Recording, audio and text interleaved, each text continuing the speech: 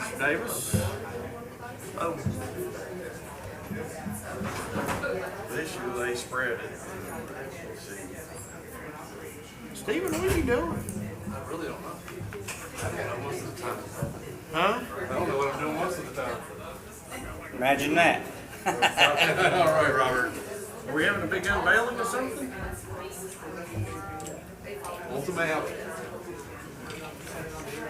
Some kind of map about broadband or something. Oh. They didn't have it on.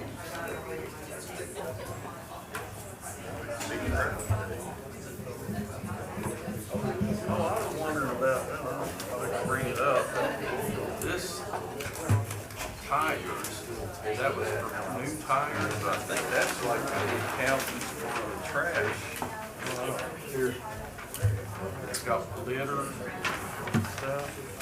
Oh, it was the tire pickup for the litter. Probably good enough. It says new tires. Like that. Maybe it's new junk tires. Maybe that's what it is. On that description for it was under the sanitation, it said new tires. It was like $7,500. It said new tires. Show her, Joe. Yeah, sure. Go back to Pittsburgh. I remember this a couple weeks ago. This thing would probably be easier. New junk tires that needed destroyed or whatever. I'll put it. Or is it new tires for trucks?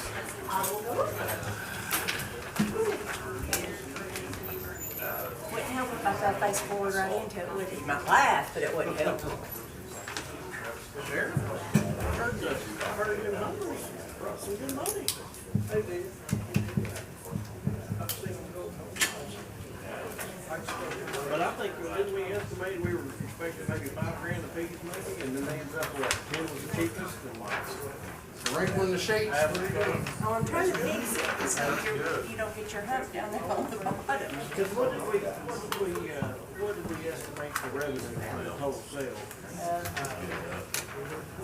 In the revenue we did, so that should make up, I think Thank you. Thank you. ended up with. Good deal. That's a good deal. Did they?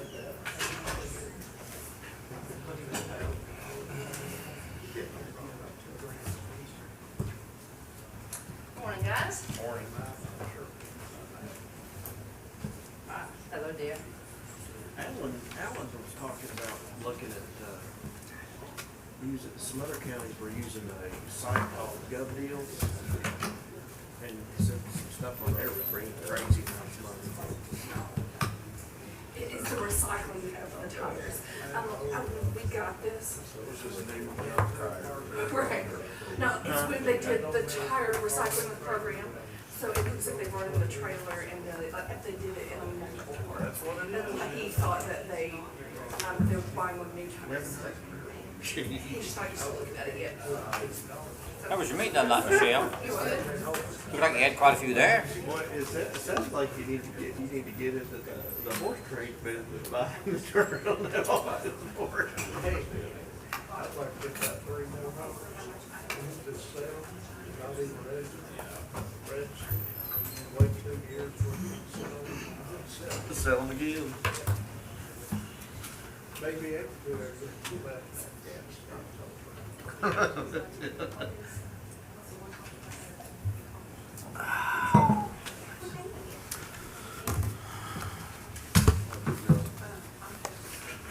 Morning, Sheriff. Good, how you doing? Yeah. Well, there's a. Had my head down, missed you coming in. Never. Yeah. That's where you're supposed to be. That's right. So if I hit the Adobe, then I come back here and just everything's slide. Anyway.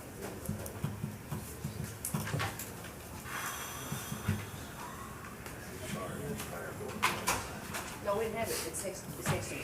The next over, it's not business.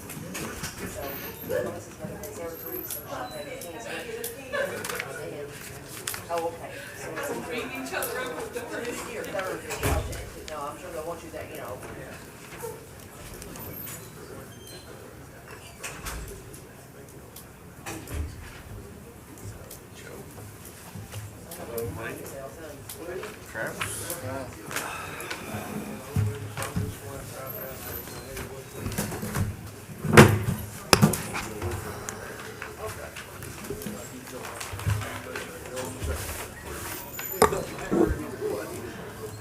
He's all right.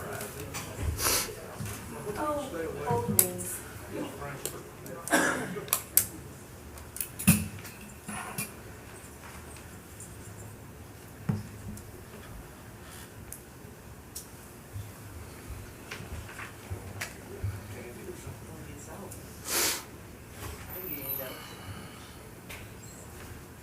One, chief.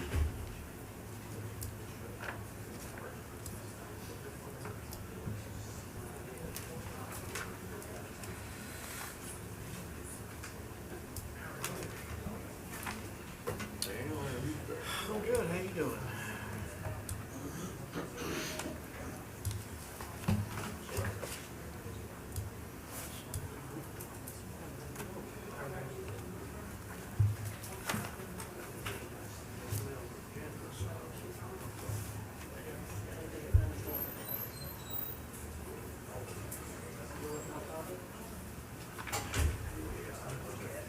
Morning, everybody.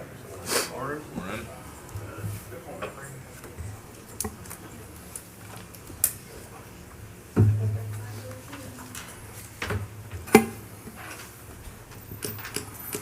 Thank you.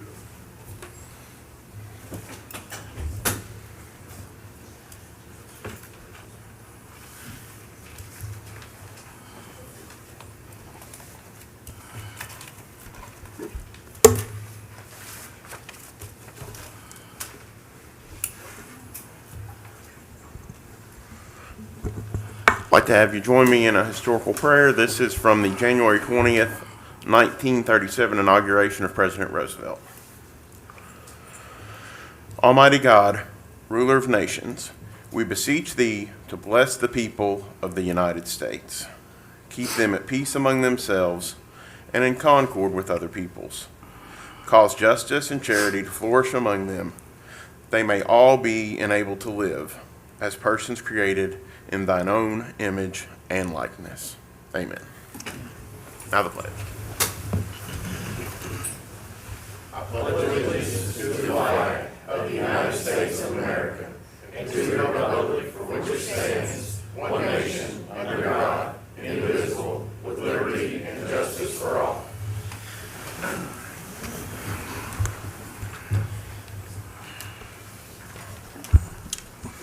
Call the meeting to order and ask the clerk for the roll. Commissioners Graham, Present. Thompson, Here. Constantopoulos. Present. Lanton. Here. Davis. Present. Elkins. Present. It appears we do have a quorum. Item number 5, adoption of the agenda. Do I have a motion? So moved. Is there a second? Second. Discussion? I do, Judge. Sure. Item number 8, we did that on June the 29th. Is there a reason we're doing it again? I believe that Janet had put that on the agenda as a note because you had requested some additional information. I just requested the list, but I don't think we need to take another action on it, do we? No, it's not an action item. It's just a note. But it's already in the June 29th minutes, so I don't see a reason to be redundant and put it in these minutes as well. I did receive the list of employees who received raises. And then I want to remove some items from the consent agenda. Okay. 15, 18, 21, 24, 25, 26. 18, 21, 24, 5, and 6. 15, 18, 21, 15, 18, 21, 24, 25, 26. Yep. Get that, Michelle? Okay.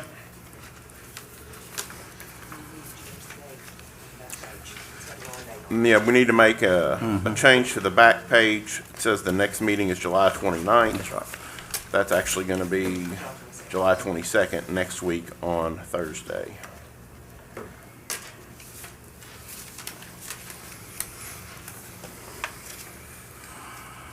All right. So a motion has been made to adopt the agenda. We've removed the items from the consent agenda at Magistrate Blanton's request, along with one amendment. Is there any further discussion? Seeing none, all those in favor respond by saying aye. Aye. Any opposed? That motion carries.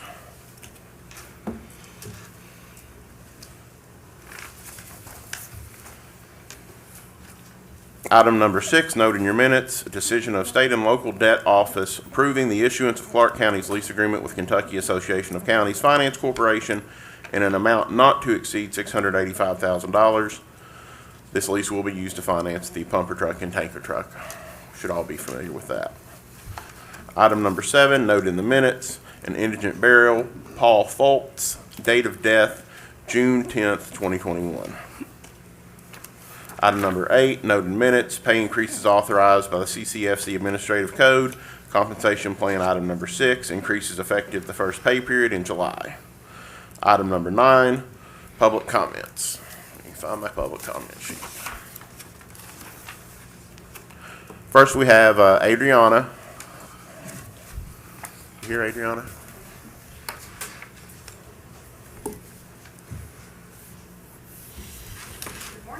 Morning.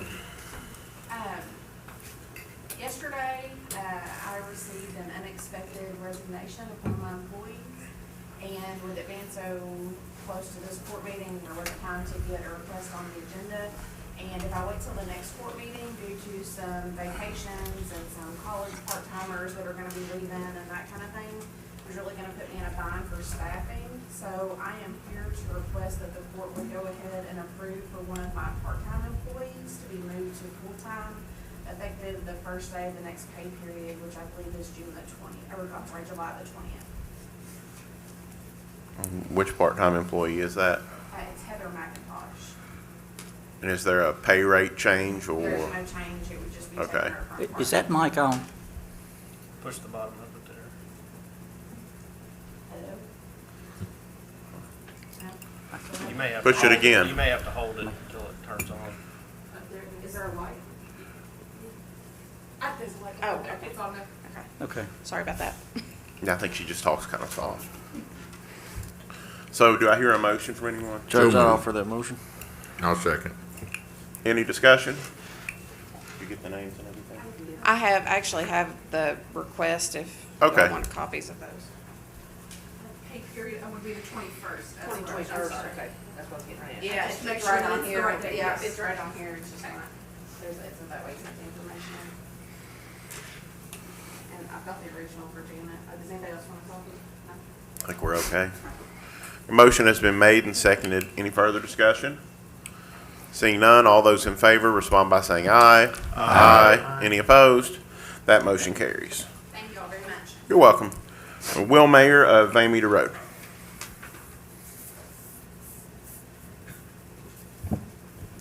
Good morning, gentlemen. Morning. I'm here this morning to make you aware of the situation at the Planning Commission. As some of you may be aware, last Tuesday night, the Planning Commission held a meeting in which it was supposed to vote on an ordinance to send to this body. Due to a letter that was presented minutes before that meeting started on behalf of the attorneys for the solar developer, that ordinance was not presented. Instead, the Planning Commission took a vote on the two ordinances that were before it originally. The first ordinance being written by the solar developers and the second ordinance being written or conceived by the Planning Commission during its work sessions. There was a motion that was made to send those ordinances to the fiscal court and put it on this agenda. As you all know, that's not on your agenda today. That decision not to send it to this body was not made in the Planning Commission, and I'd like to know why. I understand from a text with Judge Pace that someone at the Planning Commission thought that it should be approved in the minutes before sending that to you, but that delays this another month, and I don't understand the reason why. I'm aware that this is not a decision that's come from this body, but I think it's something that this body needs to be made aware of. This process has been going on for almost 2 years. The community has spoken on this issue. And it's time that we get back to work. Thank you. Thank you, Will. That's all we have for public comments. Now we have a presentation from Jan Neeson of Employers Committed to Control Health Insurance Costs.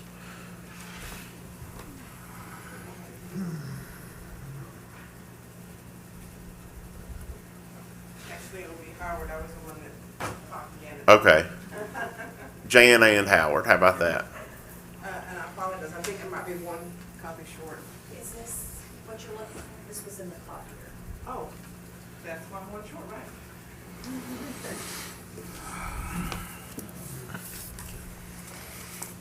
Thank you. Maybe I miscounted when I told her. Thank you. Thank you. Now, you want to give these out to?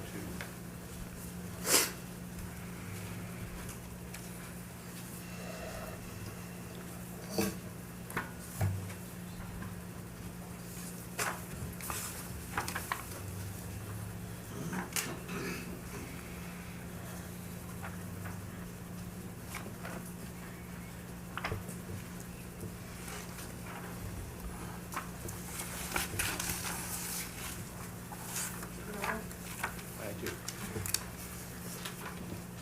Good morning. Morning. And, thanks for the opportunity to be able to have developed this program together with Devin Goebel and Danny Neely. And this is, some information for you to be able to see and have some insight as to what your claims are and, how costs are developed that you hadn't seen before. I think I want to, just going to take a few minutes here and give you the detail. But one part, the second part that I gave you is an analysis of your pharmacy utilization.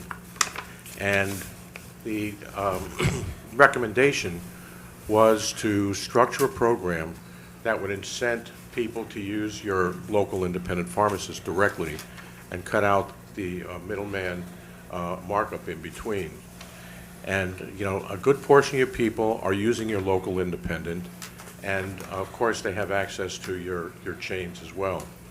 And, Nevin did a analysis and a comparison to show you what the cost of some of the higher priced drugs that are being accessed at the chains and what they are, cutting out the middlemen, working directly with your independent. Nevin, do you have just, would you like to make just a comment about that?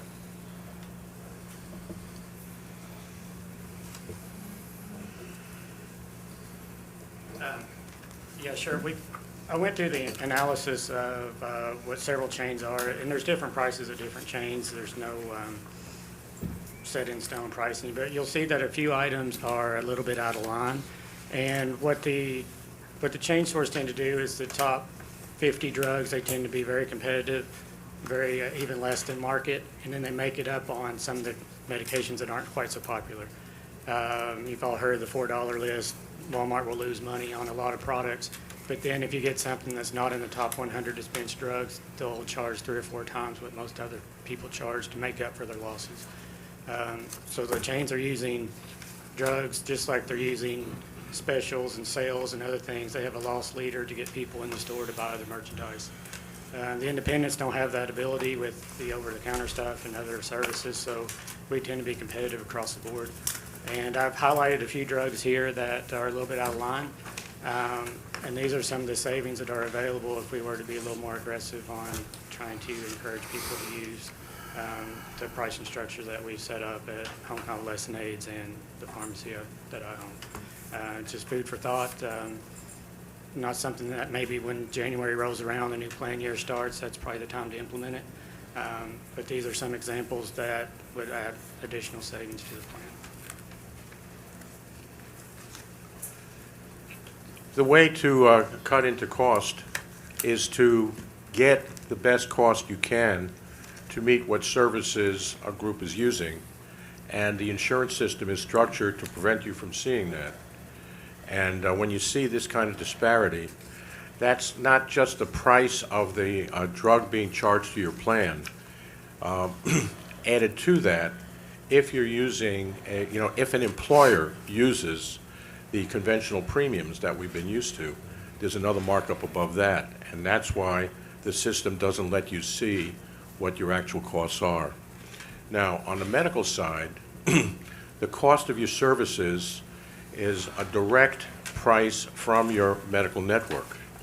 And the medical networks act as the middleman that negotiates price concessions and discounts from medical providers.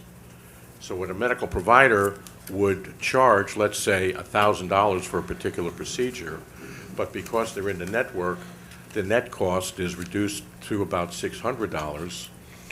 The spread is generally created between premium and cost of service.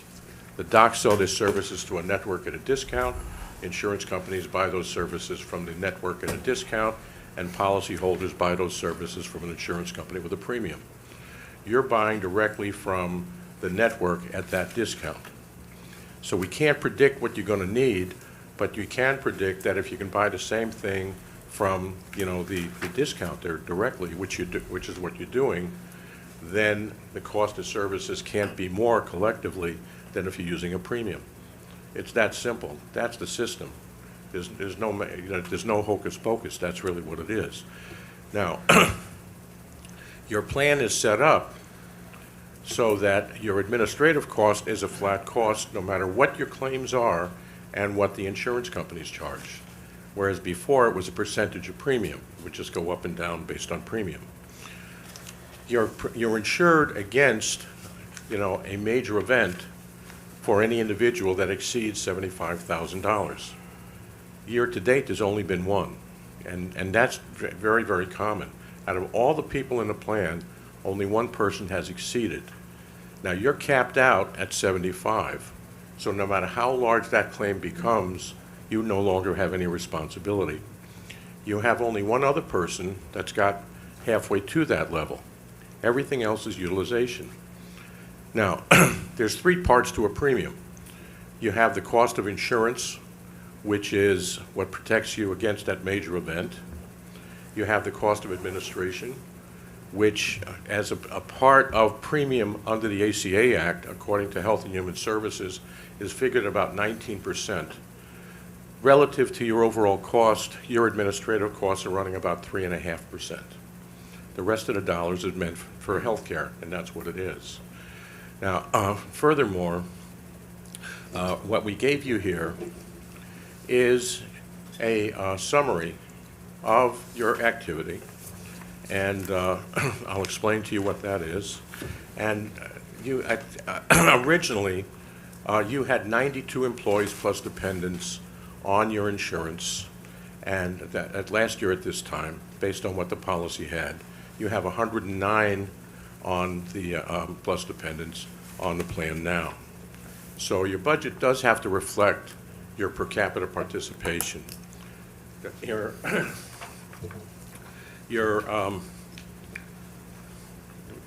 first page, looks like this. It's got some names blocked out. And what this shows is this. The premium components are the cost of insurance, that's fixed, the cost of administration, that's fixed, and what they call reserve for claims. Now, the portion that's reserved for claims is what you own. You have that equity. And relative to that, your reserve for claims, based on what the insurance company would have projected, was $631,000. That's above what your budget is, but that's what the insurance company would have projected. If you take a look at the second to last column to the right, that's what your actual claims are. That's running 45% of what the projected reserve for claims would have been under a conventional policy. Now, that includes your large claim, which is in the second, in the middle section, right in that shaded area. And you'll see it says year-to-date amount, $113,000. And then right next to that, over spec, 38,269. Spec means specific stop loss.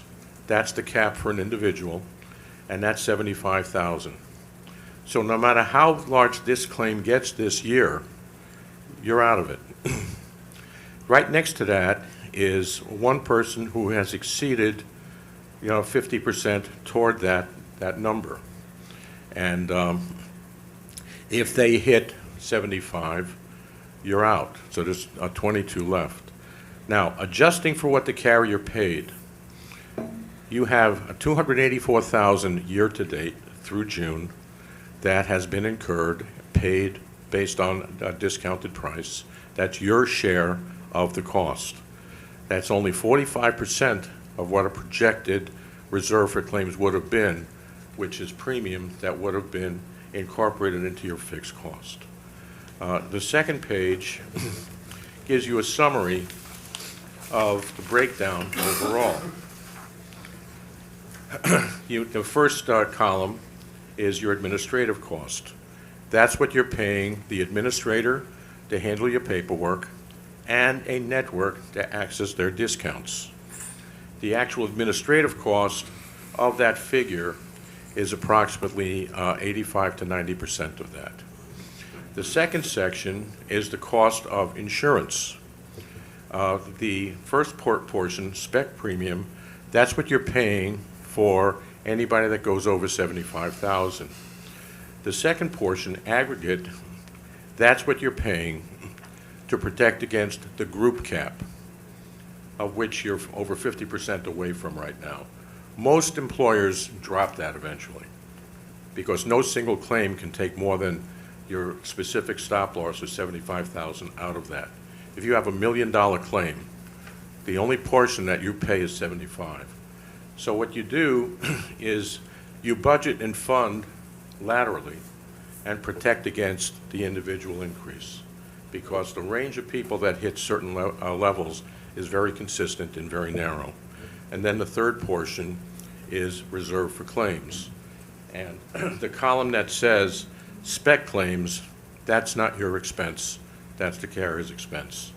So this gives you a pretty good picture of where you are and where you could have been. And also, by having this information, you're much better off working directly with professionals in the pharmacy and medical field to give you guidance as to what's going on.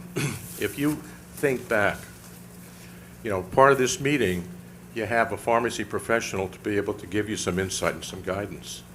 But when I've been in meetings with employers over the years, I can't think of any time when included in that meeting is anybody from the medical or pharmacy field from whom we're buying our services in the first place. All we have is insurance people all the time. And we don't know near about what goes on under the surface as these folks do. So you cut out the middlemen, deal with your local professionals, you'll get better advice, better guidance, better result, and better value. And that's a step that, being forward-thinking, you've taken, and not to mention the fact you keep the business local. So that give you a picture, and if there are any questions, I'll be happy to answer them.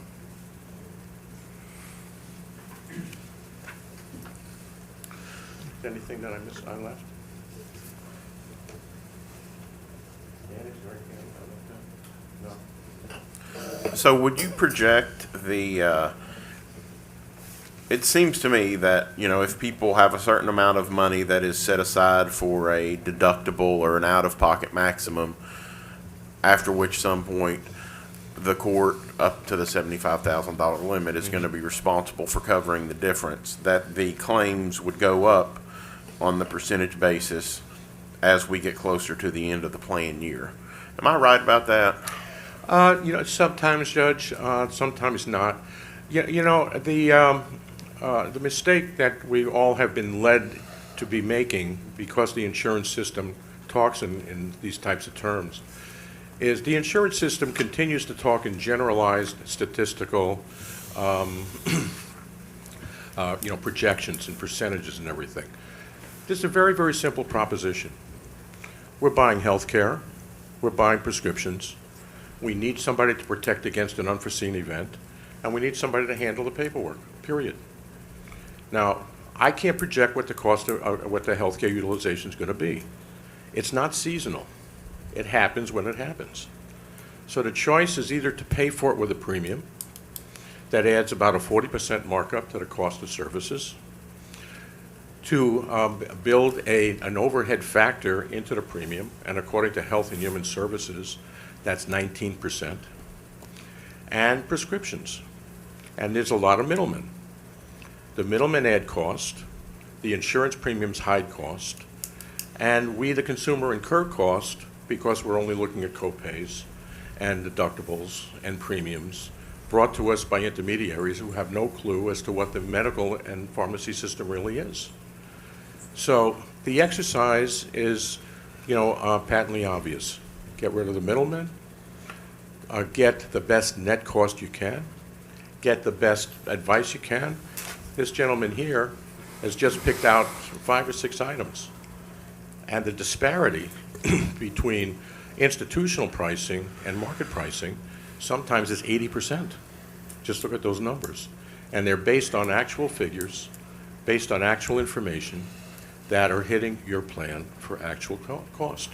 So if you buy one of these prescriptions from Venue A, it's $360. If you buy it directly from your local vendor, it's $90. Either way, you buy it. So it's a question of who do you go to for the best advice to get the best net cost. And that's the best answer I can give you. To give you a bunch of gobbledygook and insurance talk and projections and this and that is unfair. We've got to deal with the reality of what's going on in this system, and that's what this is meant to be able to give you. Yes, sir. So how do you ensure that the employee is getting the best price on those prescriptions? You have the best way to get to know the best price is the check price. Nobody does. Okay? Now, this gentleman just did. He is in a much better position to give you actual information and insight as to why and how it's happening. And it's right here in black and white. I don't want to mention any names of any chains here in the meeting, but it's right here in black and white. You go to chain A, it's $360. Institutionally, because that's the institutional price that these programs have to charge. If you used your insurance as you had, if you went to Nevin's store, your plan would be paying a price very similar to that, because that's what's dictated by the insurance system. And yet the retailers are getting a sliver of that. The markup is unconscionable. So this gentleman has just shown you what the institutional price is, where you're using institutional resources, and what the real price is if you use market resources. Well, I guess my real question was, there's a statement on all these that says the price should be. That's How right. do we get to that point is actually my question. Here's your How do answer. we get to that, pay the price that the price should be as opposed to the prices that are listed here? Here's your answer. That's my question. Yeah, Robert, I'm going by what it would have been based on the quantity, and, some people get 30, some get 60, 90. There's a range of quantities and there's a range of prices. And the prices aren't set in stone. They do fluctuate a little bit here and there. We've had supply issues. Just like other industries, we've had shortages where we've had to buy non-contract items at a higher cost. So I don't want to lock anything in like it should be $22.95, because that's just not realistic, because there are some prices that fluctuate here and there. But what I'm saying is, if you would have used the pricing algorithm that we built, those would have been in that range. It's hard to give you an exact dollar figure until we actually do the claim and see what the cost is for that day. So that's where those ranges are coming from. But how do we get to that point where we pay the price that the price should be? Well, that would have to be to use one of your preferred pharmacies that are giving you a discount for the volume.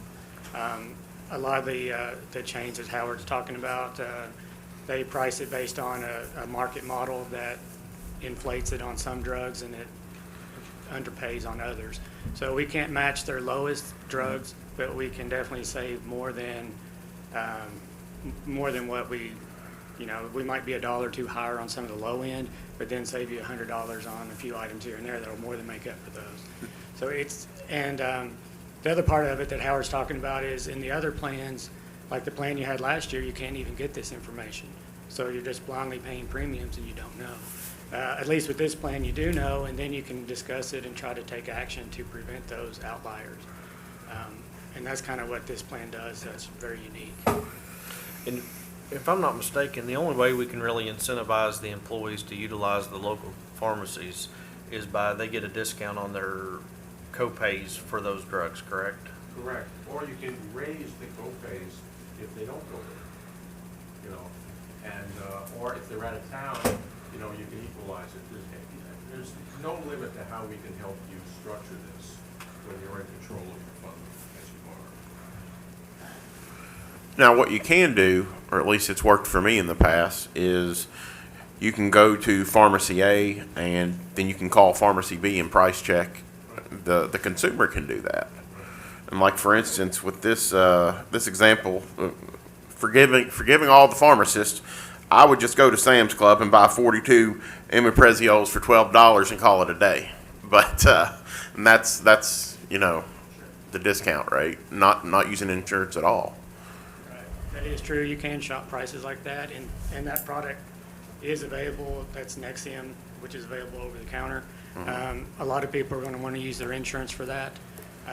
And the other problem with calling around checking prices is, you know, our store has a built-in algorithm just for county employees. It's going to be less expensive than our quoted price. So you would have to say, I'm a county employee. Right. And How then much we would is put this in the price prescription going to code. cost me? Correct. We would put in the Okay. price code for your plan and say on your plan it would be XYZ. So Gotcha. yeah, we could do that. Yeah, I don't want to take too much of your time, and just give you one bit of insight further. There's a middleman between the insurance system and the consumer, meaning the retailer, called a Pharmacy Benefit Management Company, PBM. Caremark is a well-known PBM, and it's connected to CVS, who's across the street. This is the system. This doesn't mean they're bad people. It means this is the system. The PBMs dictate price to the retailer, and the pharmacies are substantially underpaid by these PBMs. Am I right about that? And in some cases, they pay them less than it even costs them to put it on the shelf. Now, the PBM then sets the price charged to your plan, and that increase is substantial. So what you're seeing is not only what the price is at a chain, but what the PBM adds to that, because that's what your plan is being charged. It's a cost-plus model. But then the insurance companies, if they're, you know, bundling it into a premium, add even another portion to it. So there's two middlemen markups between the point of sale and the premium. And you've eliminated both of those when you work direct. That's a trend amongst large employers to work direct. Small employers should be doing it too. And particularly when you're in a community of this demographic, where everything is geographically more concise than if you're in an urban area like St. Louis or Cincinnati. And therefore, it's a question of who your supplier is. Supplier A gives you a net price. Supplier B gives you an institutional price. Same product, it depends on who your vendor is. So that hopefully give you some insight. Any other questions? Okay, thank you. Thank you very much. Have a good day. You too. Next, we have a presentation from Charter Communications regarding broadband.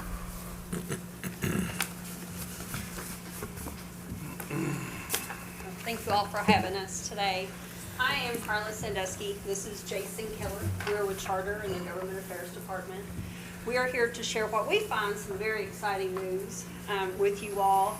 Judge Pace and I have talked about this since, I guess, around maybe mid-February. We've been working together. Back last year, well, kind of go back last year, the FCC realized the need for broadband in rural areas, not just in Kentucky, but throughout the United States. They held a reverse auction. Of course, Charter sent in their bids. With that, Charter was awarded $58 million to build out to what the FCC has identified as 31,700 homes in the state that do not have adequate broadband. With that, we were awarded just shy of $3.7 million to build out to what the FCC has identified as 2,458 homes in Clark County. We're very excited to be able to do this. We're hoping to get this ball up and rolling pretty soon. We do not have the exact time frame as to when we're going to do that, but we're working to get that information to share with you. Judge Pace and I have worked and discussed ways to find out and identify areas in Clark County that do not have broadband and that are not in this, what we call RDOF, the Rural Development Opportunity Fund, to see what we can do and how we can partner to get broadband out to even more areas in the county. So as you can see, he was kind enough to blow up the map so everybody can see the areas that we will be building out to. Some of it does go over into some other counties. So this does not already show the areas that we're already serving in the city of Winchester and out in some portions of the county. So again, we are working to see what we can do to identify the other areas that's in need. So Charter is green. Yes. And this is Clark County. There are two other people who two other entities that participated in the auction. Space Exploration, which is, everybody says the Elon Musk company, and of course Windstream. Windstream is orange, Space Exploration is pinkish, but as you can see, the large winner for Clark County's purposes was Charter, and all that green is their potential area where they're going to be building out broadband. Correct, and we will be building out fiber to the home, and they will not only be able to get just broadband, but they will be able to get cable and telephone and mobile service as well. So anything that we offer to our current subscribers now, these folks will be able to get, and at the same price. I know I live out in very, very rural Pulaski County, and I know that my internet, which is not even broadband, is more expensive than the folks who have broadband in town. So we're not like that. One price fits all. Of course, we have specials. So. Jason, do you have anything to add? Or? I think Carla covered a tremendous amount of it, and I appreciate your leadership, Judge Pace. And obviously, I know you all as leaders have heard, I'm sure, from many of your constituents throughout the years of the need for broadband, and particularly in our rural areas. And this is, I think, a start to that. I think for so long this seemed like a problem that didn't have an easy solution, and it doesn't have an easy solution. But we're now at the point where we have a light at the end of the tunnel. And I think between the federal investment that's coming in for broadband, the private investment, which Carla mentioned $58 million that we've received in Kentucky, in order to receive that, we had to put up $100 million of our own money in order to access those dollars. And that's going to allow us to do that expansion. So between private investment, the federal investment, and then also what we see coming down the road from the state investment as well. I see my former colleague Drew Graham's picture up on the wall there, and we worked closely with his team at the Kentucky Farm Bureau 2 years ago to establish a broadband grant program in the state through House Bill 362 during the 2020 legislative session. And that created a fund that the General Assembly put $300 million into during this past General Assembly, this past session, that is going to go towards more areas and fill in more gaps around the state. Because I'm sure you look at that map and you see a lot of green in other areas up there, and we cover a good deal of area currently in Clark County, but there are still going to be folks that don't have broadband, even after we build this out. So we've got to fill in those gaps, and I think the state dollars and other investments that we may be able to do in conjunction with that, and in partnership with you, Judge Pace, and others in Clark County, we're looking to make sure that every single person has access to broadband. As Carla mentioned, we're going to be doing fiber to the home with all of this build that we're going to be doing in that green. Anything that we do moving forward in rural areas, we're also going to be doing fiber to the home, providing gigabit internet service to all of those customers. So. Go ahead. So just to make sure I'm understanding, the green is what currently is not served by broadband and what will be in addition. And that's going to include about 2,400 households? As identified by the FCC. Households, okay. And then potentially with the state money, I know Judge has mentioned it in a previous meeting that there could be a partnership that's working to expand on that to where we can increase even more households with broadband. Correct. We plan to be very aggressive with that and you know, throughout the state and try to, that's why we're trying to identify as many areas as we possibly can that's in need. They're putting up $50 million right now. We're hoping that the KIA will have rules, regulations, and everything ready to go within the next month or so we can start this process and try to get broadband out to more homes. Yeah, we're actually, just to build on that, we're actually doing an analysis right now of actually every county within the Bluegrass Area Development District of all of the remaining areas, even after this build, currently, what's currently served, what's left in all 17 counties, and figure out how much that's going to cost so we can be prepared in advance of the grant funding coming out to try to put in grants applications to serve as much of those areas as we can. How much of it's going to be installed on existing utility poles versus underground? It's a great question. So generally speaking, between 80 and 90% of our plant, our network in rural areas is up on a utility pole. The remaining is underground at that point. It's just, that's part of building in rural areas. It's important. That's why I call pole attachments, our ability to connect to those utility poles is the lifeline of rural broadband. Our ability to connect to those poles in an efficient way is really important for us to be able to roll the service out quickly. And then one last question is, this project here, I mean, what is the expected completion date? I mean, is it a 2-year project? Is it a 5-year project, a 10-year project? I mean, what are you looking at? So we're working to figure out what the timeline is going to be on it. I don't want to give you bad information right now. The FCC has given us 6 years to do the project. We don't want to take 6 years to do the project. We want to get things moving much quicker than that. Just from our own standpoint, a customer we're able to get online next year is quite simply more valuable to us than a customer we're able to get online in 5 years from now. So we want to build this out quickly.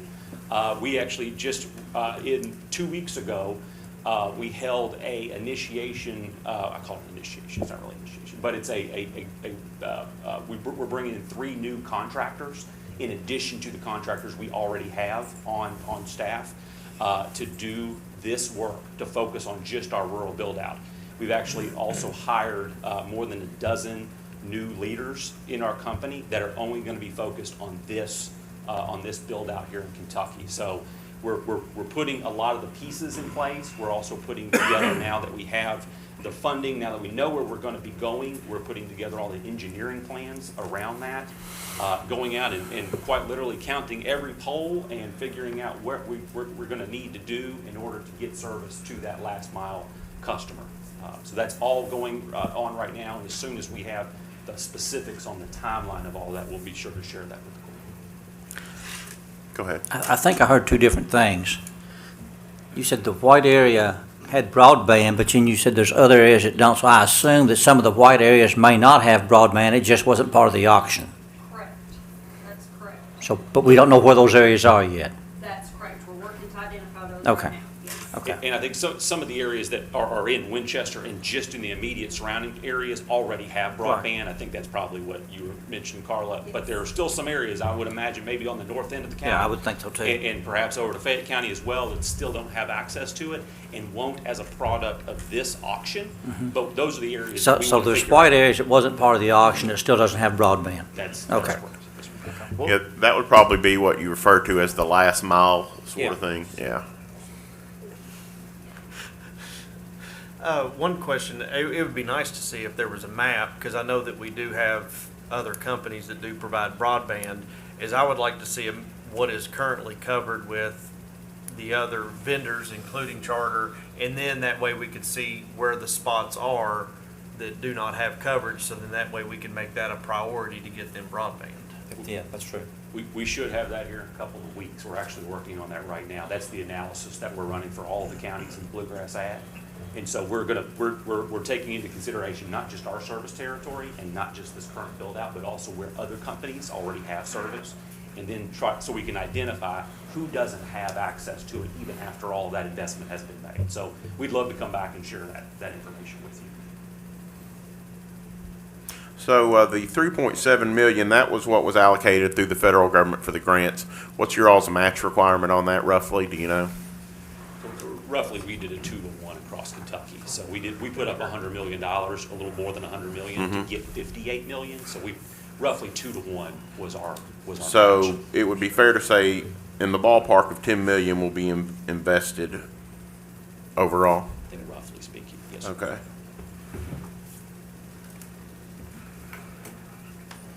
Okay.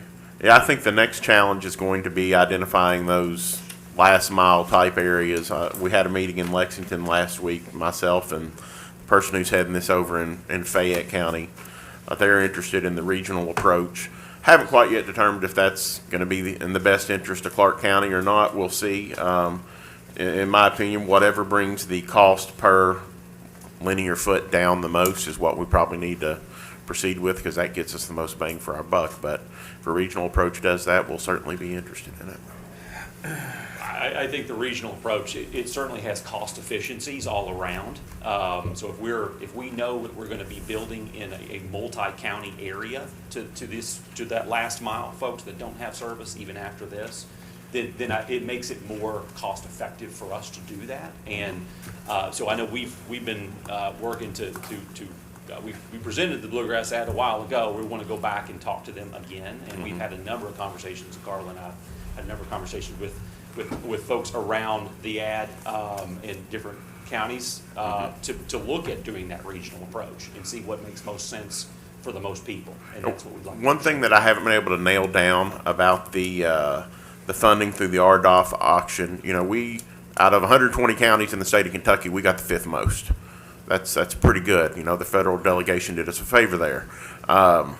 My question is, if we become involved in a regional plan, is there any way that any of that RDOF money that is currently designated for Clark County gets spread outside of Clark County to the benefit of someone else? It's already yours. Okay. It's already been designated. We've received the approval to move forward, and the Federal Communications Commission is going to make that funding commitment regardless of what. But that will be segregated specific to those areas outlined in that map. Can't be spent anywhere else. Yes, sir. And so the way, and just so for a quick background on how those areas were determined. So those are actually, the FCC did this on a census block basis. So they went out and looked at the census blocks around America that don't have any access to broadband. So there's not a single provider that offers a single home at minimum of that 25 megabit download by 3 megabit upload. So that's the FCC standard for broadband service in the country. And so those census blocks, those areas that you see in green, are the combination of census blocks within Clark County that don't have any access. Not a single home in there has access to broadband. So those are the ones that they targeted with this first round of funding, because quite frankly, they're the ones that are probably the most in need. Not that there are other areas that aren't in need, but those areas are the ones that they knew they could get funding to that would make the most difference immediately. So that's where the focus was on the initial round of funding coming through. But that funding is going to be coming to Clark County, and we're going to be making that investment. And then we want to fill in the map, Judge, and get everybody else that doesn't have broadband. We'd love to be part of that solution to make that happen. Do you have any thoughts on that speed test that the Development District is always encouraging everyone to take? State speed test? Yeah. Mm-hmm. Do we have thoughts on it? I do. I'm not sure it's necessarily the best way to do a speed test. It's not the way that the federal communications, it's not the way the federal government measures speed. So I think you see sort of wide variations in the product coming out of that. So it's just for what happens largely is that people will have they're largely taking this test on Wi-Fi in their home, And if they're not taking it, if they may have multiple devices running at the same time, they may be in an area of their house that's far away from their modem, their router, where the Wi-Fi is coming out. So they may not get the specific speed that they think they're supposed to be getting at that point in time because of all of that other activity that's going on in the house, where if they were just going and standing next to the router, they probably would get it. So it just creates lots of variables that don't necessarily reflect what the consumer is actually receiving in their home. So they may not be accurate, is what you're saying. That's correct, yes, sir. Okay. Any other questions or discussion? All right, thanks for dropping by. We look forward to working with you. And Thank you. We want to see that new map too. Yes, sir. Yeah, that'd be great. Y'all have a great day. Thanks.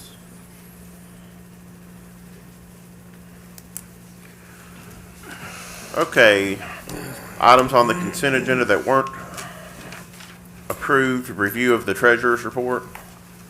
15. Yeah, Judge, if I may. Sure. There was a couple of items I wanted to talk about, but I'm really just going to talk about one for the sake of time. County clerk excess fees, kudos to Michelle, 239%. That's all I'll say, so Thank you. we can move on to the next one after that. Okay. Let me clip my treasurer's report back.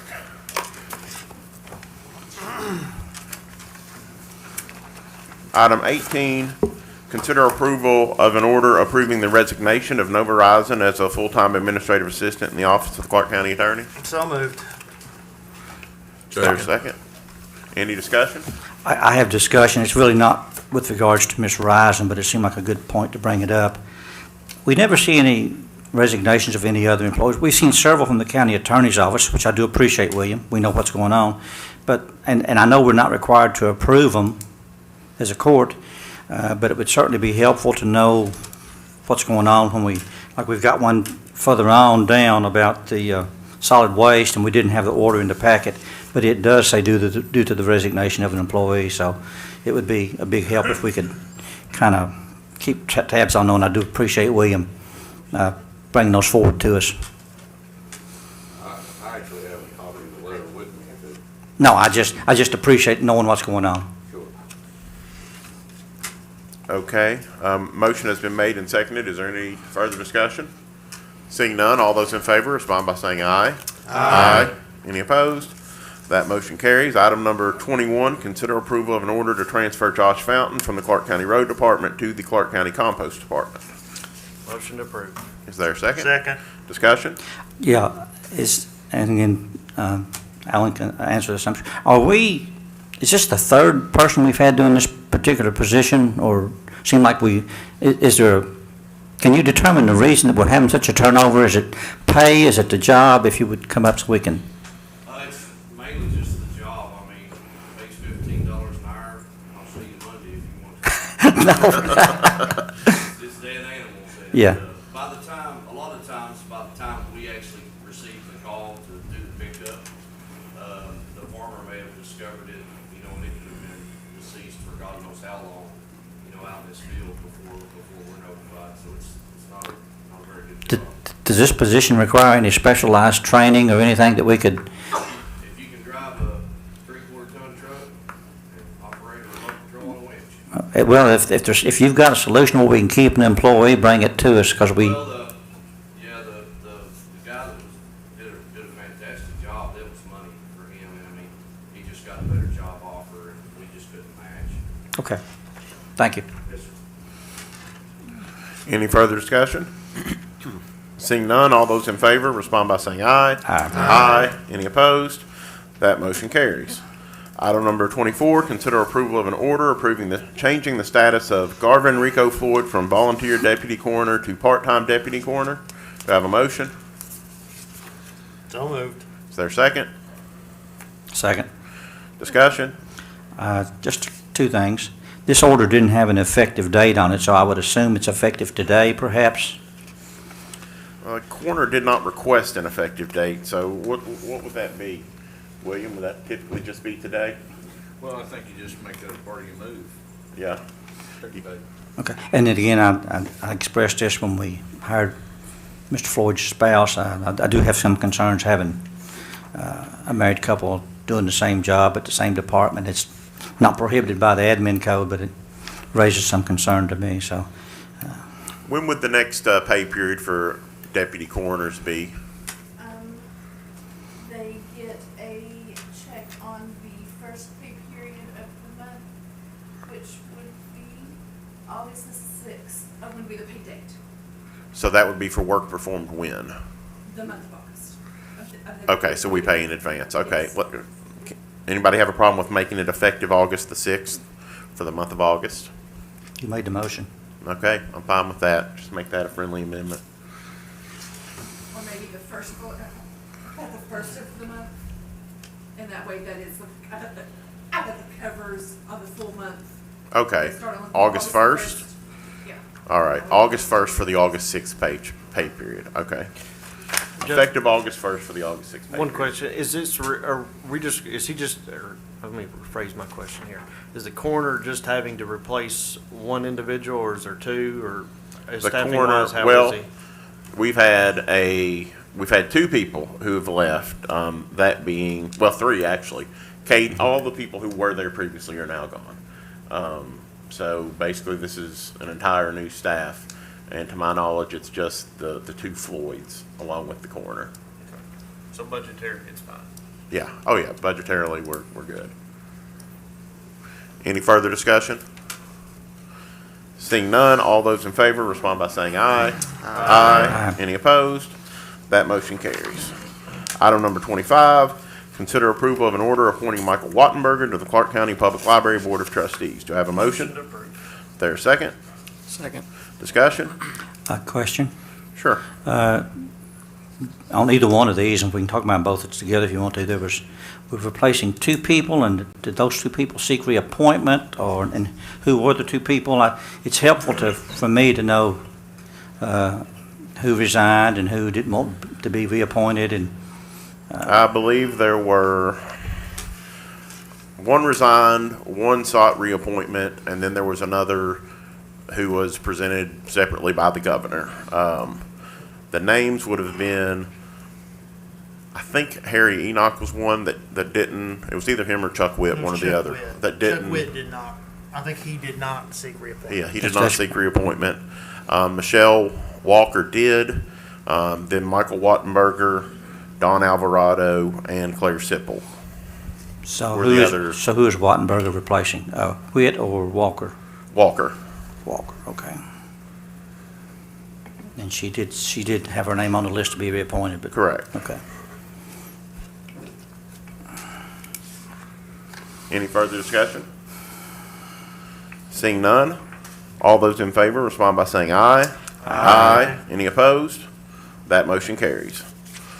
Item number 26, consider approval of an order appointing Don Alvarado to the Clark County Public Library Board of Trustees. Do I have a motion?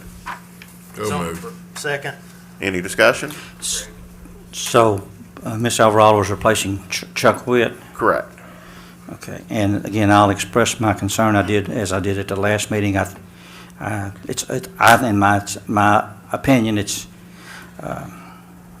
not proper to ask an individual to serve on more than one board. We have 30,000 residents in Clark County. Surely we can spread that out among interested individuals, and it's not really fair to the county or to that individual. So I think one board's enough for one person.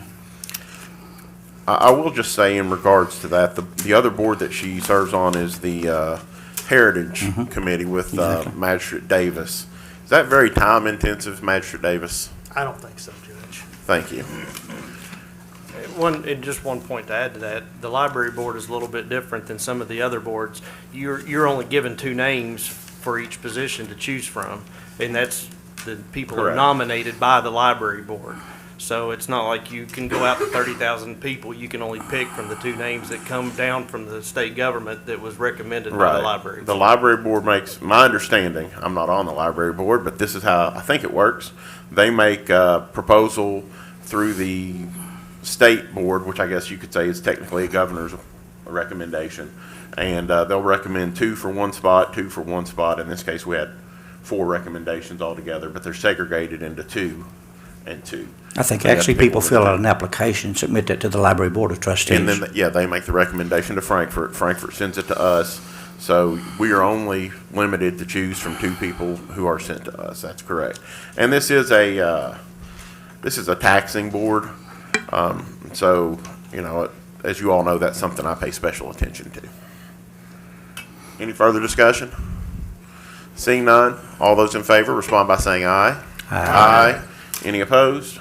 That motion carries. I think that ends everything that was pulled off of the consent agenda. Item number 29, discuss and consider approving creation of a administrative coordinator position. Do I have a motion? So moved.